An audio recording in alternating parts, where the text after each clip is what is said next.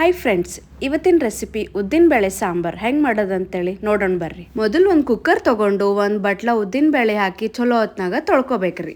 ಆಮೇಲೆ ಅದಕ್ಕೆ ಒಂದು 3 ಕಪ್ ನೀರು ಹಾಕಿ ಒಂದು ಸ್ವಲ್ಪ ಅರಿಶಿನ ಮತ್ತು ಒಂದು ಸ್ವಲ್ಪ ಎಣ್ಣೆ ಹಾಕಿ ಕುಕ್ಕರ್ ಮುಚ್ಚಿ 3 ವಿಸಿಲ್ ಹೊಡಿಸ್ಬೇಕ್ರಿ. ಅದು ಬ್ಯಾಳೆ ಚಲೋ ಕುದ್ದಾದ್ಮೇಲೆ ಒಂದು ಸ್ವಲ್ಪ ಮಗುಚ್ಕೊಂಡು ಆಮೇಲೆ ಒಂದು ಬಟ್ಟಲು ಹುಣಸೆ ಹಣ್ಣಿನ ರಸ ಹಾಕಿ ಒಂದು ಸ್ವಲ್ಪ ಕಲಿಸ್ಕೊಂಡು ಸೈಡಿಗೆ ಇಟ್ಕೋಬೇಕ್ರಿ. ಒಂದು ಬೋಗಣಿ ತೊಗೊಂಡು ಅದಕ್ಕೆ 1-2 ಸ್ಪೂನ್ ಎಣ್ಣೆ ಹಾಕಿ ಜೀರಿಗೆ, ಸಾಸಿವೆ, ಕರಿಬೇವು, ಬೆಳ್ಳುಳ್ಳಿ ಪೇಸ್ಟು ಮತ್ತು ಹಸಿಮೆಣ್ಸಿಕಾಯಿ ಪೇಸ್ಟ್ ಹಾಕಿ ಚಲೋ ಹೊತ್ನಾಗ ಕಲಿಸ್ಕೋಬೇಕ್ರಿ. ಸ್ವಲ್ಪ ಉಪ್ಪು, ಒಂದು ಸ್ವಲ್ಪ ಅರಿಶಿನ ಮತ್ತು ಸಾಂಬಾರು ಪೌಡರ್ ಹಾಕಿ ಚಲೋ ಕಲಿಸ್ಕೋಬೇಕ್ರಿ.